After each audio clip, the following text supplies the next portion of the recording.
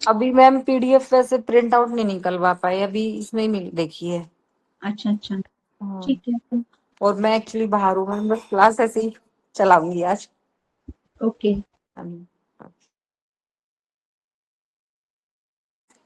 पढ़ दूंगी, देखती हूँ जूम हो करके। ठीक है, तो क्लास शुरू करते हैं। अब हम अपना शुरू करते हैं। रोग विज्ञान का परिचय, ये हमारी पैथोलॉजी है, general study of pathology. Pathology का मतलब है चिकित्सा विज्ञान की वो शाखा, जो हमारा मेडिकल साइंस है उसकी वो शाखा जहां जहां रोगों के कारण और उनके लक्षण और उनके प्रभावों का हमें पता चलता है। जैसे टेस्टिंग लैब, जैसे लेबोरेटरी होती है कि हाँ यहाँ पर क्या दिक्कत है, ब्लड टेस्ट होते हैं, ये सब हमारी पैथोलॉजी है। तो ये हमारा सब्जेक्ट है general pathology, general study of pathology. तो इसको पढ़ना शुरू करेंगे।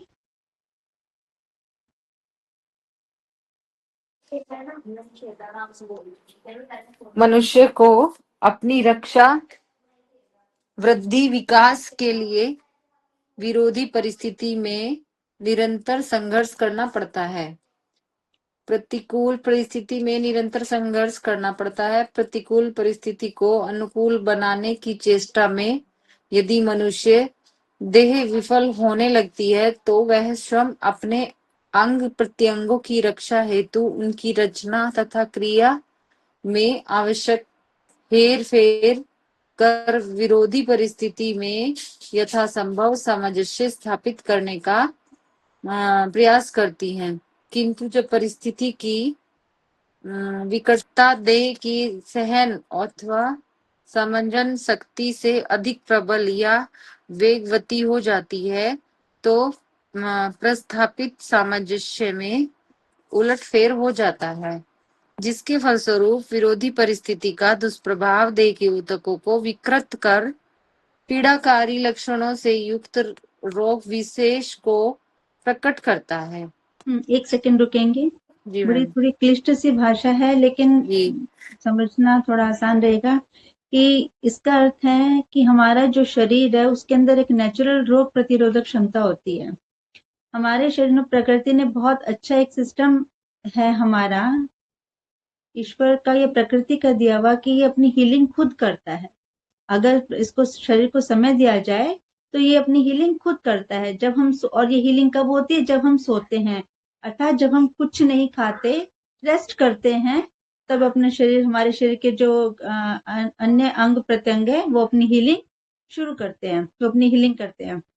अब क्या होता है कि मनुष्य को अपनी रक्षा और अपनी रक्षा, शरीर की रक्षा, उसकी वृद्धि यानी स्वास्थ्य, उसकी वृद्धि और उसके विकास के लिए कि शरीर स्वस्थ रहे, इसके लिए हमेशा संघर्ष करना पड़ता है। तो अपना ध्यान रखना पड़ता है, अपना खान पान का, अपने आचार विचार का, ऋतु के साथ सामंजस्य बिठाना पड़ता है, समय के साथ सामंजस्य बिठाना पड़ता है, प्रकृति के साथ सामंजस्य बिठाना पड़ता है, तब जाके शरीर की स्वास्थ्य, हमारा शरीर स्वस्थ रह पाता है। लेकिन जब ऐसा नहीं होता, हमारे विरोधी परिस्थितियां हो जाती हैं कि हमारा शरीर में कैसे कब होती, या तो हमारी रोग प्रतिरोधक क्षमता कम हो जाए। रोग प्रतिरोधक क्षमता कम कब होती है?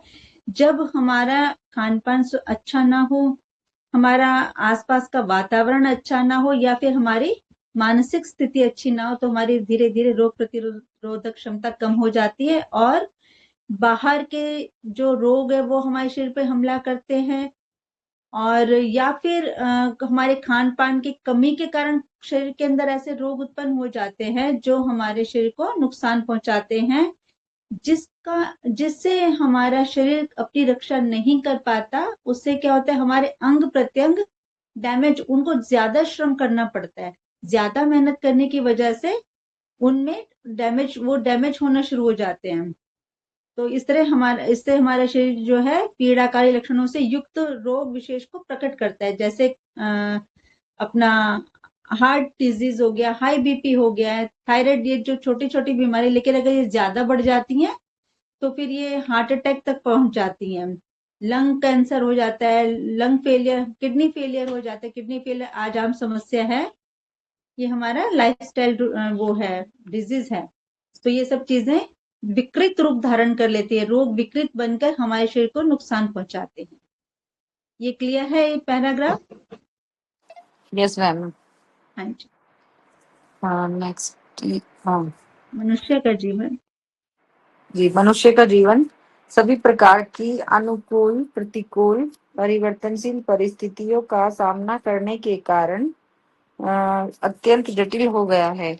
इसलिए रोगों के विभिन्न कारणों की वैज्ञानिक रीति से छानबीन कर किसी रोग विशेष का प्रधान कारण तथा उसके सहायक गौण कारणों का पता लगाना है। पैथोलॉजी में क्या है कि बहुत हमारी लाइफस्टाइल ऐसा हो गया कि अनुकूल या प्रतिकूल या फिर परिवर्तनशील परिस्थितियां, जो हमारे अनुकूल भी हैं, जो हमारे विरोधी भी हैं, या जिनमें हमेशा परिवर्तन होता है, ऐसी स्थितियों में रहने के कारण मनुष्य का जो जीवन है वो थोड़ा जटिल हो गया है। इसलिए बहुत सारे रोगों का हम क्या करते हैं, बहुत सारे रोग हो जाते हैं, और हमारी मेडिकल साइंस ने भी बहुत तरक्की कर ली है। तो हम उनके कारणों का पता लगाते हैं, किसी रोग विशेष के कारण का पता लगाते हैं, और उसके गौण कारण मतलब इनके ये किस किस कारण से हो सकता है, तो उनका पता लगा के उनका इलाज करना। लेकिन हमारी नेचुरोपैथी क्या कहती है कि सभी रोगों का कारण जो है वो शरीर के अंदर दूषित पदार्थों का जमा होना है, और हमारी पाचन क्रिया का अस्वस्थ होना है, और हमारा उत्सर्जन क्रिया का बाधित होना है। ये सभी रोगों का मूल कारण है, और वास्तव में बस सच भी है। बहुत सारे ऐसे कारण होते हैं जो हमें पता नहीं चलते, लेकिन गंभीर बीमारियां धीरे धीरे बन जाती हैं। रोगों का वर्गीकरण। रोग हेतु विज्ञान की दृष्टि से प्राय सभी वंशागत अर्जित रोगों का स्थूल वर्गीकरण इस प्रकार संभव है। विकास तथा वृद्धि में त्रुटि, भौतिक और रासायनिक द्रव्यों का आघात तथा प्रहार, पोषण में त्रुटि, रोगकार सूक्ष्म जीवों का संक्रमण, आबुर्द तथा नव उद्भेदन यानी कि ट्यूमर और न्यू ग्रोथ।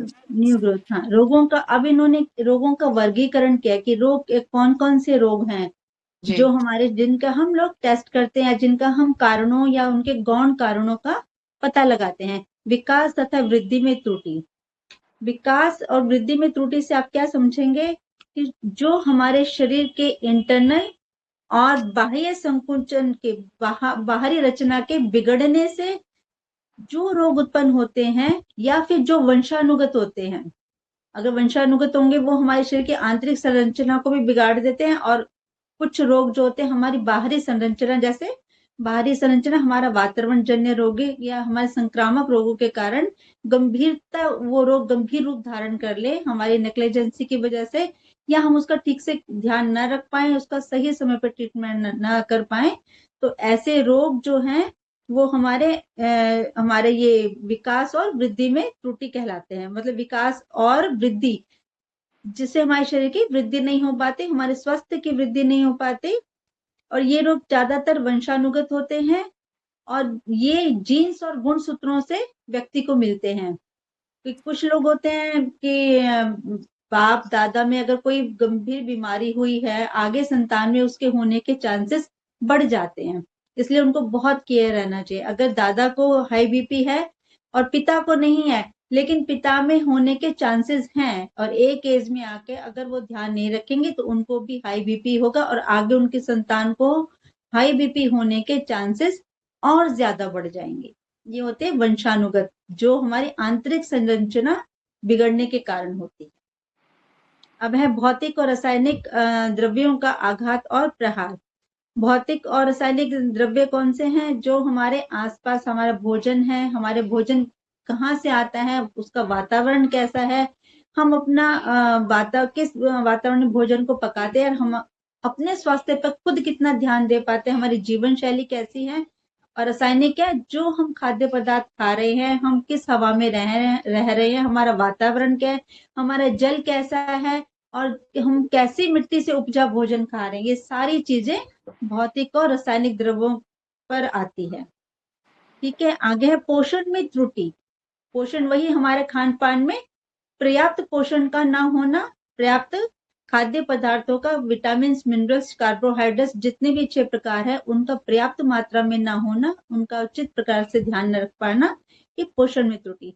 रोगकारक सूक्ष्म जीवों का संक्रमण, जैसे खाना है उस पर फफूंद लग जाती है, या गला सड़ा खाना हमें पता नहीं चल पाता, खराब खाना है जो कुछ टाइम, बहुत टाइम तक रखा हुआ है, खराब हो गया, खराब फलों का सेवन, खराब पदार्थों का सेवन, या फिर हमें किसी बीमार व्यक्ति से वो संक्रमण लग गया हो, या आसपास कोई बीमारी फैली हुई है उससे संक्रमण हो गया हो, या दूषित जल के कारण संक्रमण हो गया हो, ये रोगकारक और सूक्ष्म जीवों का संक्रमण कहलाता है। जैसे हेपेटाइटिस है, टीबी है, ये सब।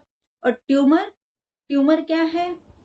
जो रोग हमारे शरीर के अंदर आ जाते हैं वो धीरे धीरे, अगर हम उसका सही टाइम पे सही इलाज नहीं करते तो वो हमारे शरीर में सेल होते हैं, सेल जानते हैं, कोशिका, उस कोशिका एक पूरा जीवन है, जैसे हमारा पूरा जीवन है वैसे हमारे शरीर के एक सेल का पूरा जीवन होता है, उसको प्रभावित करते हैं। वो कई भागों में बट जाती है और कई भागों में बटकर गांठ जैसा बन जाती है, बहुत सारे कई भागों में अचानक बट जाती है, उसकी ज्यादा ग्रोथ हो जाती है। कई भागों में बटना मतलब ज्यादा ग्रोथ हो जाना, नवोत्भेदन भी ये इसी का दूसरा रूप है। कई भागों में बंटकर ज्यादा ग्रोथ हो जाना और वो गांठ जैसी शक्ल में बन जाना, वो कैंसर का कारण या ट्यूमर बन जाता है। ये सब क्लियर है आपको, सारे 6 के 6 पॉइंट? जी मैम। कोई ऐसा जो नहीं क्लियर हो? मैम भौतिक और रासायनिक द्रव्यों का आधा तथा थोड़ा हाँ, रिपीट कर देंगे। भौतिक और रासायनिक जैसे अपना फैक्ट्री बेस्ड आता है पानी, हमारे खेतों में आ जाना उसका, या फैक्ट्री बेस्ड जो दूषित जो उनका कचरा है उसकी वजह से हमारा वायु प्रदूषण हो जाना, या फिर हमारे भोजन को उगाते समय ऐसी खाद्य रसायन उसका इस्तेमाल करना, खाद का इस्तेमाल करना जो बहुत हानिकारक हो और जो हमारे शरीर में जाकर हमें नुकसान पहुंचाए, ये हमारे भौतिक और रासायनिक द्रव्यों का आघात कहलाती है, इसमें हमारे स्वास्थ्य के ऊपर प्रहार कहलाती है। क्लियर है ये? Yes ma'am. अब रोड पर जैसे काफी सारी गाड़ियां चलती हैं और धुआं से उन वो क्या होता है, हमारी हवा जो है वो विषैली बन जाती है। कई बार देखते हैं ना, सड़क पे जब जाते हैं तो गाड़ियों के धुएं से सांस लेना कई बार मुश्किल होता है, या खांसी, गले में खराश जैसा कुछ हो जाता है, गला मतलब खराब जैसा हो जाता है। तो ये है हमारा रासायनिक प्रभाव है हमारे आसपास के वातावरण का। ठीक है, क्लियर है? हाँ मैम।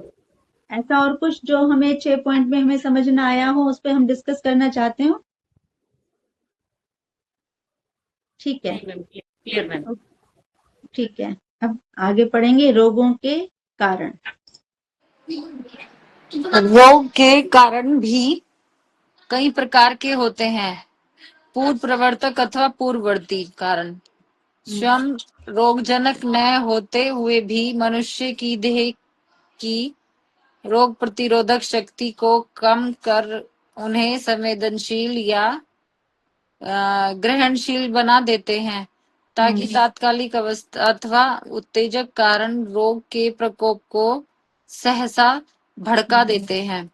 परजीवी सूक्ष्म जीवाणु शरीर में प्रवेश कर बढ़ते हैं और विशेष प्रकार का जीव विष उत्पन्न कर स्वयं आक्रामिक होकर रोग के कर्ता होते हैं। सभी प्रकार के कारणों की श्रृंखला तथा उनके परस्पर संबंध और अपेक्षाकृत बदलाव के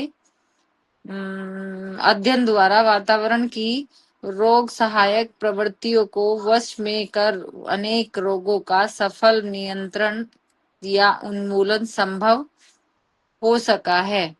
अब केवल रोग का ही अध्ययन नहीं किया जाता, अपितु समग्र वातावरण से संयुक्त मनुष्य का मन शारीरिक अध्ययन करने की और प्रवृत्ति है।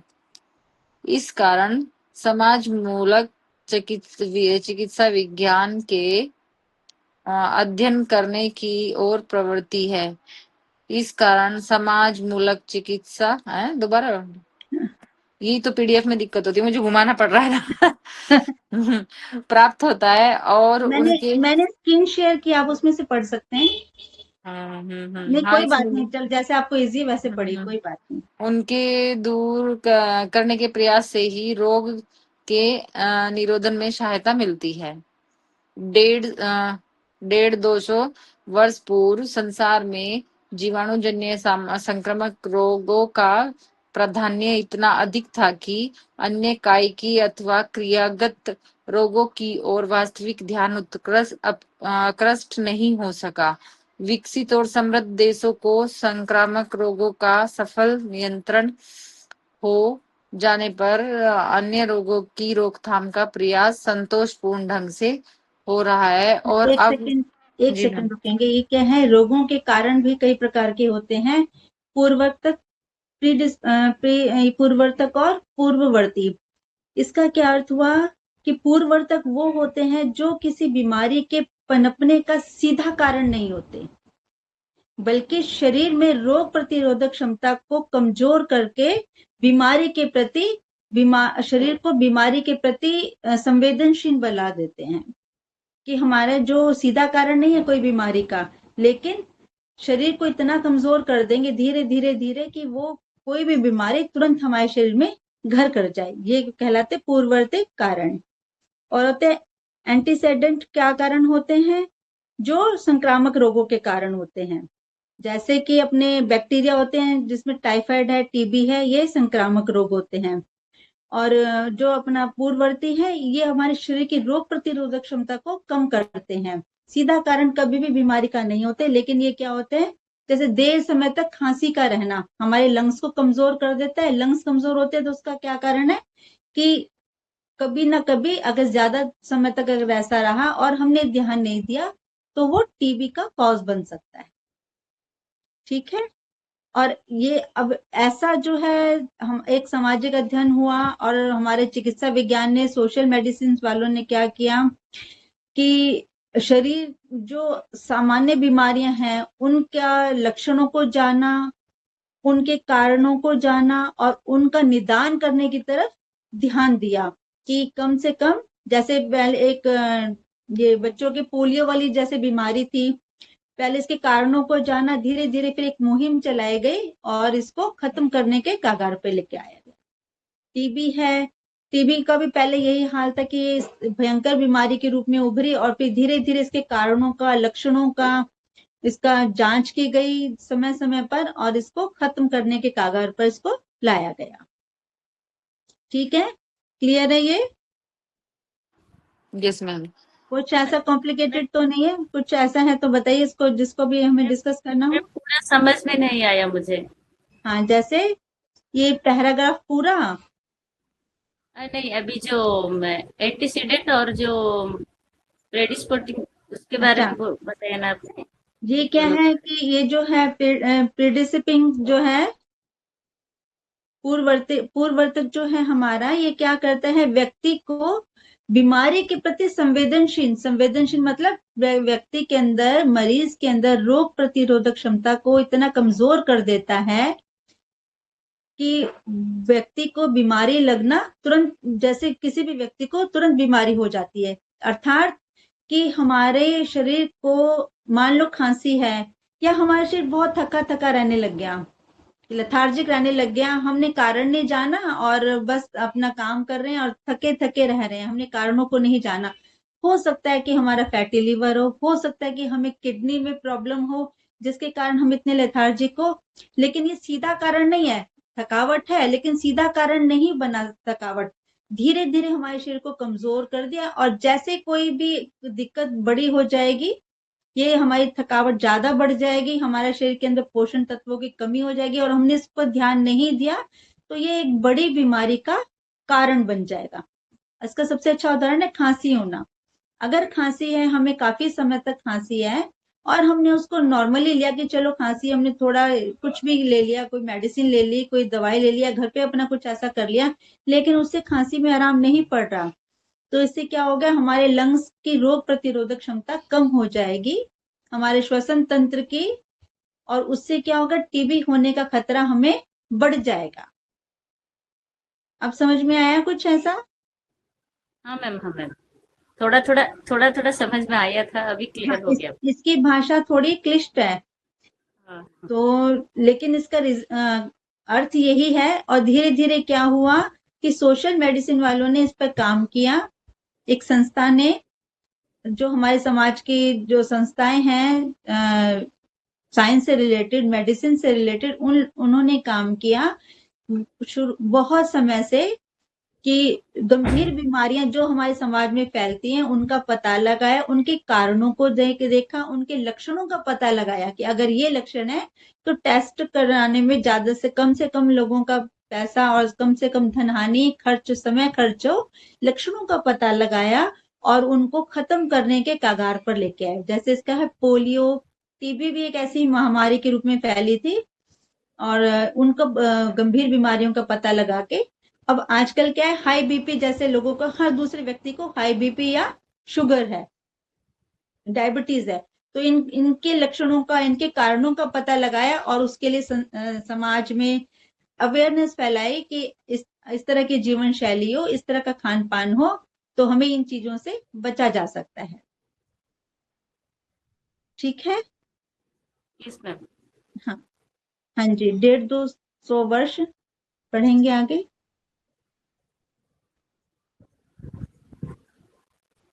अलका जी आगे पढ़ेंगे।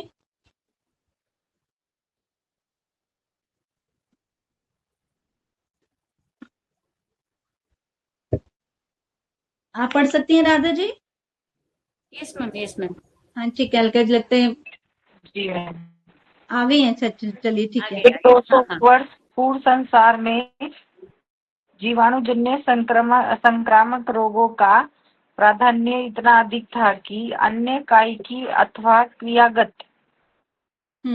हाँ, ये थोड़ा मैं समझा दूं। ओके। हाँ, यहाँ तक हो नेटवर्क गया में भी था हमारा, हो गया आवाज था। कम आ रही मैम। आवाज कम आ रही है? अब आ रही है? ठीक, आवाज आ रही है मेरी? Yes ma'am, yes ma'am. 150-200 वर्ष संसार में जीवाणु जन्य यस संक्रामक मैम, संक्रामक रोग यस कौन? मैम अब आ रही है, बीच में डिस्कनेक्ट हो गया। अच्छा, संक्रामक रोग कौन से होते हैं? जैसे बैक्टीरिया से हो गए हैं, टाइफाइड हो गया, टीबी हो गया है, हैजा हो गया है, और जुकाम हो गया, ये डेंगू हो गया, चिकनगुनिया, हेपेटाइटिस और एड्स, ये संक्रामक रोग होते हैं। कुछ होते हैं त्वचा के रोग, फंगल इन्फेक्शन होते हैं, या फिर पैरासाइटिक जैसे मलेरिया, जब मच्छरों के काटने से, ये हमारे होते हैं संक्रामक रोग। इन रोगों का इतना अधिक था, ये रोग इतने ज्यादा फैले हुए थे, तो हमारी संस्थाओं ने, स्वास्थ्य संस्थाओं ने उस पर काम किया, रोगों के और वास्तविक ध्यान आकृष्ट, मतलब स्वास्थ्य संस्थाओं ने इन पर काम किया और इनके लक्षणों का पता लगाया और इनकी रोकथाम के लिए जनता में अवेयरनेस की और दवाइयों का वितरण किया।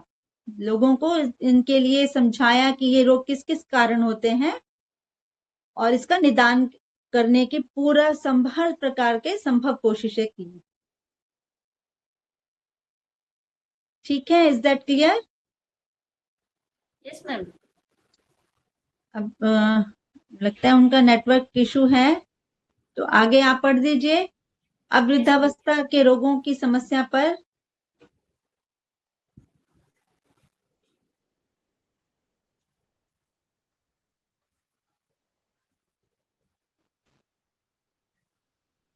राधा जी अब आप पढ़ेंगे। हाँ मैम, कहाँ से पढ़ूँ मैम? कहाँ तक उन्होंने पढ़ा था? पेज नंबर 2 की जो लास्ट लाइन है, अब वृद्धावस्था के रोगों की समस्या पर विशेष ध्यान दिया जा सकता है। पेज नंबर 3 की जो फर्स्ट लाइन है। Okay ma'am. जीवन जीवन की विषम जटिलता के कारण, मानसिक रोगों, औद्योगिकरण के कारण, व्यावसायिक रोगों और मशीनों द्वारा दुर्घटनाओं की संख्या अपेक्षाकृत बढ़ रही है, जिन पर ध्यान देना आवश्यक हो गया है। भारत में संक्रामक रोगों की कमी अवश्य हुई है, किंतु उनका पूरा नियंत्रण नहीं हो पाया है। यहाँ कीट कीट, वायु, जल तथा भोजन द्वारा प्रसारित संक्रामक रोगों की प्रधानता के साथ कुपोषण जनित विकार और बाल रोगों का बाहुल्य है।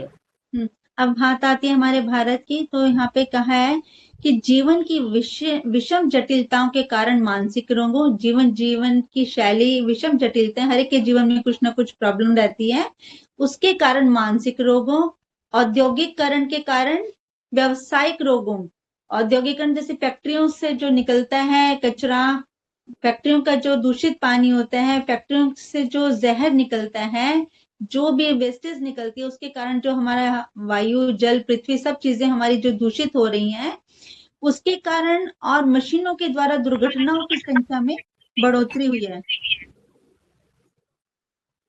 हाँ जी, कुछ कह रहे हैं? सॉरी। नहीं मैम। ओके। तो लेकिन क्या है कि इसका भी पूरी तरह नियंत्रण नहीं हो पाया है। यहाँ कीट, वायु, जल तथा भोजन द्वारा प्रसारित संक्रामक रोगों की प्रधानता के साथ कुपोषण जनित विकार और बाल रोगों का बाहुल्य है। और क्या है, कीट, वायु, मच्छरों के कारण, या जैसे डेंगू, चिकनगुनिया, इस तरह की बीमारियां वायु के कारण, जो दूषित वायु से, हमारे यातायात से संबंधित फैक्ट्रियों के धुएं से जो दूषित वायु है, इसके कारण से, इसी वजह से जो हमारा जल भी दूषित हो गया, वैसे जल से और कुपोषित भोजन से, जिसमें हमें अच्छी भोजन सामग्री नहीं मिल पाती, ऐसे भोजन से संक्रामक रोगों की प्रधानता और कुपोषण, बच्चों में कुपोषण जनित विकार बहुत सारे हैं। बच्चों में क्या होता है, कुपोषण होता है तो बच्चों में कौन कौन सी बीमारियां हो जाती हैं, बताएंगे? मैम खांसी भी हो जाती है और सर्दी, बुखार भी होता है। सबसे बड़ी बीमारी है कि उनकी जो है उनकी जो हाइट है वो बढ़ना रुक, उनका विकास नहीं हो पाता, उनकी हाइट नहीं बढ़ पाती। दूसरी बड़ी बीमारी क्या होती है, बच्चों में मानसिक बीमारियां शुरू हो जाती हैं, उनमें आत्मविश्वास की कमी हो जाती है, और किसी पे यकीन ना करना, और या बहुत ज्यादा क्रोधी हो जाना, बहुत ज्यादा चिड़चिड़ा हो जाना, इस तरह की बीमारियां, और हिंसक, बहुत ज्यादा हिंसक हो जाना, इस तरह की बीमारियां बाल रोगों में ज्यादा है।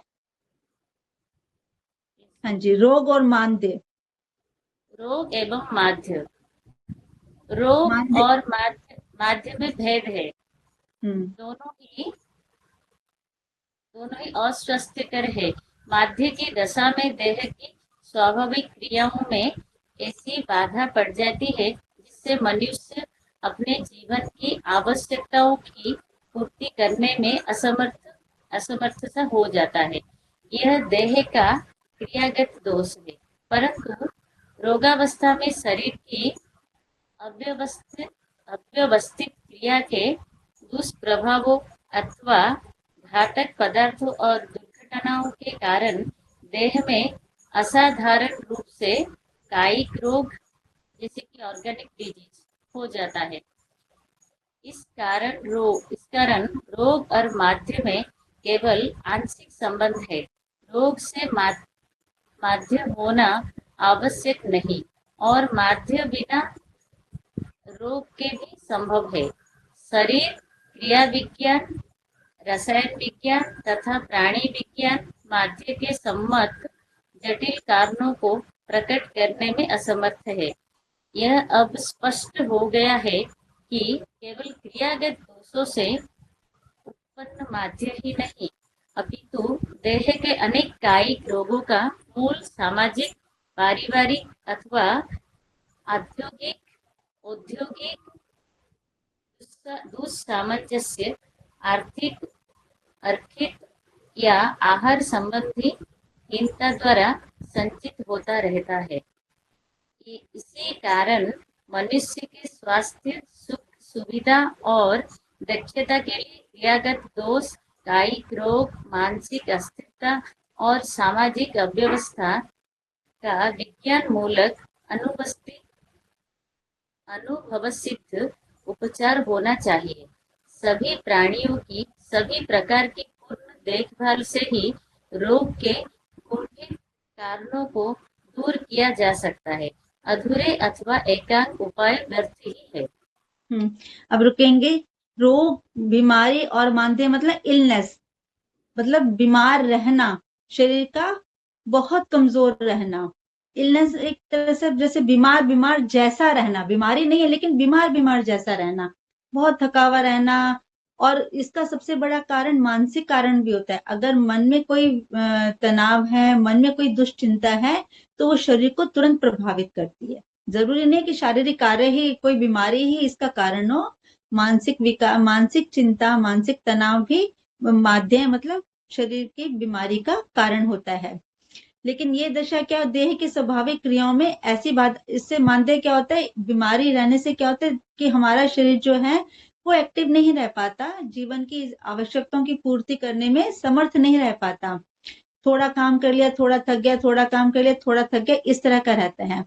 इससे क्या होता है कि धीरे धीरे जो है शरीर के अंदर घातक पदार्थ जमा होते रहते हैं, क्योंकि जब मन भी ठीक नहीं है उसका दुष्प्रभाव शरीर पर पड़ता है और हमें अनेक बीमारियां लगना शुरू हो जाती हैं। ऐसा नहीं है कि शरीर पर ही बीमारियां लगती हैं, मन से भी शरीर को अनेक बीमारियां लगती है। हमने ये फर्स्ट पेपर में पढ़ा था, मानसिक विकार पढ़ा था, याद आया आपको? इस कारण हमारे शरीर में मन से भी हमें बहुत से बीमारियां लग जाती हैं। इस कारण रोग और इलनेस जो बीमारी है, मानदेय जो है, मानदेय मतलब बिल्कुल हल्का सुस्त रहना, मानदेय में केवल अधिक संबंध है। ऐसा नहीं है कि अगर रोग होगा तभी हमारे शरीर में हमें बीमार जैसा लगेगा, हमें बिना रोग के भी ऐसा लग सकता है। जब या तो मानसिक विकार होंगे शरीर के अंदर, या कोई सामाजिक हमें ऐसी कोई परेशानी होगी जिसके कारण हमारे शरीर को, हमारे मन को दुश्चिंता होगी और उसका प्रभाव हमारे पूरे शरीर पर पड़ेगा और हमें कोई ना कोई तकलीफ हो जाएगी, कोई ना कोई बीमारी हो जाएगी, या बीमारी मत जैसा रहेगा। और धीरे धीरे ये बीमारियां अपना घर बना लेती हैं शरीर को, अगर इस तरह रहता है तो। हाइपर टेंशन, एसिडिटी, ये सब क्या है, टेंशन की बीमारियां हैं। ठीक है, इस कारण मनुष्य स्वस्थ, सुख सुविधा और दक्षता के लिए क्रियागत दोष, कायिक रोग, मानसिक अस्थिरता और सामाजिक अव्यवस्था का विज्ञान युक्त अनुभव सिद्ध उपचार होना चाहिए। कि मनुष्य का चहुमुखी स्वास्थ्य होना चाहिए, जिसमें उसकी, वो अपनी सुख सुविधा के लिए जो भी प्रयत्न करता है, शांति के लिए, और जो भी वो काम करता है उसमें उसको शांति मिलनी चाहिए। और अपने मन को, अपने कामों को स्वीकार करते हुए अपने मन को हमें शांत रखना चाहिए। चित्त को, दूसरा इतना कर रहा है, हम इतना नहीं कर पा रहे, ऐसी चिंता हो जाती है, लेकिन ये समझाना भी अपना ही है कि नहीं, हमारा जितना सामर्थ्य है उतना हम कर रहे हैं। इस तरह के मानसिक विकारों से अपने को दूर रखना चाहिए, कोशिश हमेशा यही करनी चाहिए। और अपने आप को शारीरिक रोगों से भी बचाना चाहिए। उसके लिए हमें तत्पर रहना चाहिए, प्रकृति के साथ सामंजस्य बना के, और आसपास के जो हमारा वातावरण है उसके अंदर भी अपने आप को अलर्ट रखना चाहिए कि हमें कोई ना कोई इस तरह की बीमारी न लग जाए जो हमारे वातावरण जन्य है। जैसे कि हमारा भोजन हो गया, हमारी वायु हो गया जिसमें, और हमारा जल हो गया जिसमें हम, जो जल हम खाने पीने में प्रयोग करते हैं, इस तरह का हमें ध्यान रखना चाहिए। और मानसिक अस्थिरता, सामाजिक अव्यवस्था का विज्ञान मूलक अनुभव सिद्ध उपचार होना चाहिए। हमारी सामाजिक व्यवस्था कैसी है कि हमारा जो आसपास का हमारा समाज है, हम कैसे समाज में रह रहे हैं, ये भी हमारे एक स्वास्थ्य का कारण है। अगर हम ऐसा, हमारे आसपास का समाज ऐसा होगा जिसमें बहुत सारी परेशानी होगी, तो हम स्वस्थ नहीं रह सकते, हमारा मानसिक स्वास्थ्य खराब हो जाएगा। और हमें भी ऐसा माहौल बनाना चाहिए कि हमारी वजह से किसी को मानसिक परेशानी ना हो। सभी प्राणियों को सभी प्रकार की पूर्ण देखभाल से ही रोग के गुम्फित कारणों को दूर किया जा सकता है। सभी, जिसमें सभी प्राणी, यानी कि मनुष्य के आसपास जितने भी प्रकृति प्रदत्त प्राणी हैं, उन सभी की संपूर्ण देखभाल, अगर कोई पशु हमारे बीमार होंगे तो उनसे जो हमें खाद्य सामग्री मिल रही है वो भी दूषित ही होंगी और वो भी हमारी बीमारी का कारण बनेंगी। हमारे पेड़ पौधे, वनस्पतियां, अगर वो खराब होंगी, उनके अंदर इतने कीटाणु नाशक, इतनी दवाइयों का प्रयोग होगा, तो वो जो हमारे भोजन का हिस्सा बनेंगी वो भी हमें नुकसान ही करेंगी। इसलिए आसपास का वातावरण भी हमारा स्वच्छ और स्वस्थ होना चाहिए, हमारा हमेशा प्रयास रहना चाहिए।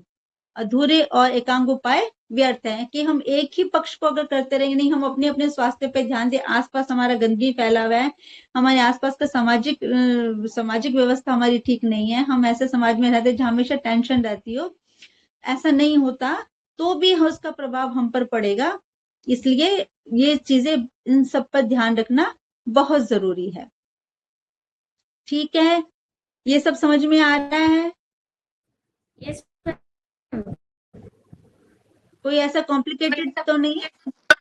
नहीं। आपने आपने जो बताया अभी कि जो गैस्ट्रिक प्रॉब्लम वो भी मानसिक तनाव की हाँ वजह से ही होता है, हाँ वो भी बिल्कुल। होता है।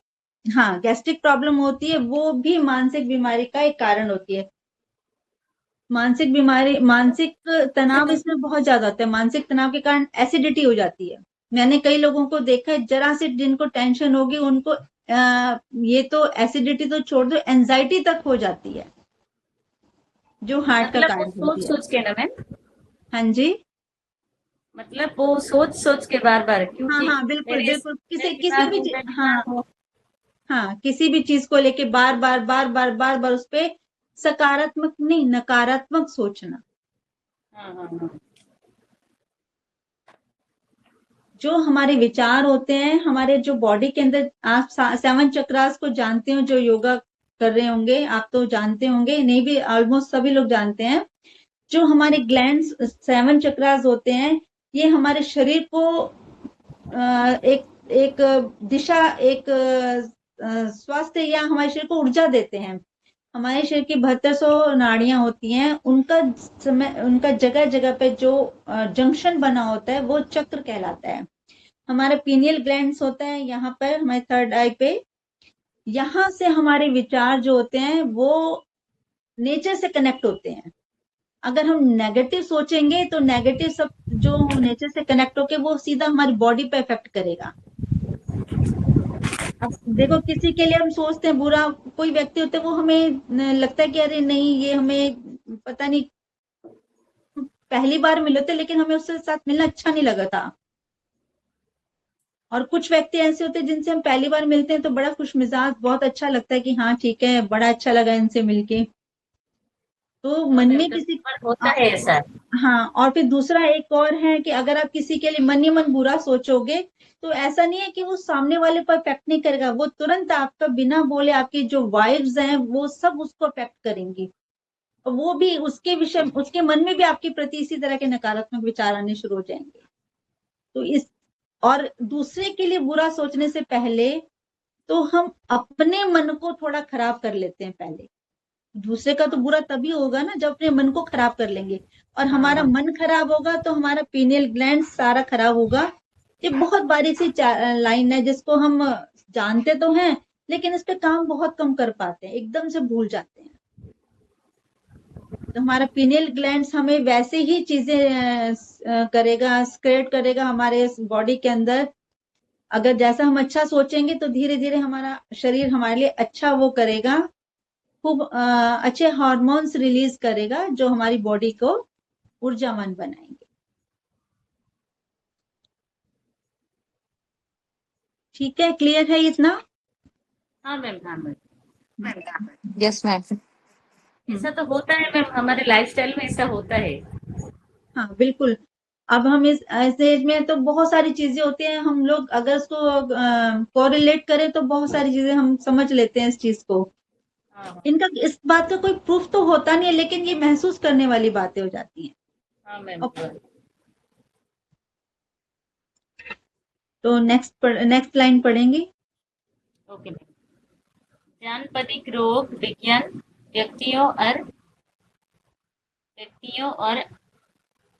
आबादियों आबादियों। के आबादियों के स्वास्थ्य और बीमारी को प्रभावित करने वाले कारकों का अध्ययन है, और सार्वजनिक स्वास्थ्य और निवारक दवाओं से संबंधित हस्तक्षेप के आधार और तर्क के रूप में सेवा देता है। हाँ, रुकेंगे यहाँ पे। जानपादिक रोग विज्ञान अर्थात ये, इसका हम जो आम बोलचाल की भाषा में कहते हैं महामारी विज्ञान, कि समय समय पे जो महामारियां फैली हैं उनके ऊपर जो लोग काम करते हैं, वो जानपादिक रोग विज्ञान वो महामारी विज्ञान कहलाता है। समाज के अंदर जो समय समय पर बीमारियां फैली होती हैं और उन बीमारियों पे जो संस्थाएं काम करती हैं वो क्या करती हैं, व्यक्तियों और आबादियों के स्वास्थ्य और बीमारी को प्रभावित करने वाले कारकों का अध्ययन करती हैं। उसमें क्या आता है कि बीमारी कौन सी बीमारी है, इसके लक्षण क्या हैं, इनके कारण क्या हैं और इनकी रोकथाम के लिए हम क्या क्या कर सकते हैं। इस तरह की महामारियों पर काम करने वाले रोग, इसको क्या जो संस्थाएं काम करती हैं वो इन इलाजों को प्रभावशाली बनाने के लिए इनका मूल्यांकन करती है कि जो हम इलाज कर रहे हैं इन महामारियों पर वो कितना कारगर है, वो कितना काम कर रहा है और उसमें और क्या क्या सुधार की गुंजाइश है। हमारे जो देश की संस्थाएं हैं, जो स्वास्थ्य संस्थाएं हैं, वो समय समय पर जो महामारियां फैलती हैं उनके कारणों, उनके लक्षणों और उनको प्रभावित करने वाले इलाजों पर और उनके इलाजों को और अच्छा कैसा बनाया जाए इस पर जो काम करती हैं। समझ में आया आपको? जानपादिक रोग का अर्थ है महामारी विज्ञान। इसका सीधा सा अर्थ है आम बोलचाल की भाषा में महामारी विज्ञान। और महामारी विज्ञान क्या करता है, इस पे जो काम करती हैं स्वास्थ्य संस्थाएं, वो जो समय समय पर महामारियां फैली हैं, जैसे अभी हाल ही में कोरोना फैला था, उससे पहले काफी समय पहले टीबी जैसे महामारी फैली, पोलियो जैसे महामारी फैली और हार्ट डिजीज है, हाई बीपी जैसे आम हर घर में कोई ना कोई हाई बीपी का पेशेंट होता है। इस तरह की बीमारियां हैं। इनसे संबंधित लक्षणों को, कारणों को और इसकी रोकथाम में हम क्या क्या कर सकते हैं, कौन सी दवाइयां हैं, इसके लिए कैसी जीवन शैली होनी चाहिए, इसको और अधिक प्रभावशाली बनाने के लिए क्या क्या कर सकते हैं, उस पे काम करती। इतना समझ में आ गया? Yes ma'am. हम आज का यहीं पे रोकते हैं क्लास को। और हमने आज जो भी पढ़ा इसके अंदर कुछ ऐसा है जो हमें समझना, जिस पे हम डिस्कस करना चाहते हो, हमारे लिए थोड़ा सा कॉम्प्लिकेटेड हो, हम उस पर बात कर सकते हैं।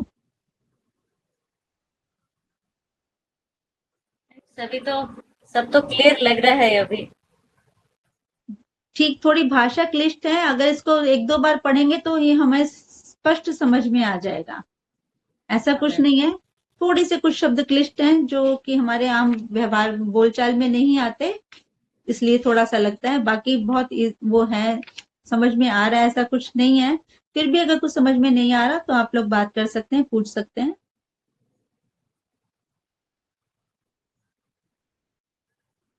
सब क्लियर है?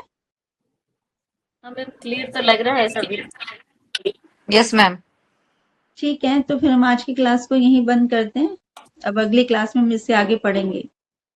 Yes ma'am. जय श्री कृष्णा मैम। जय श्री कृष्ण। जय श्री कृष्ण।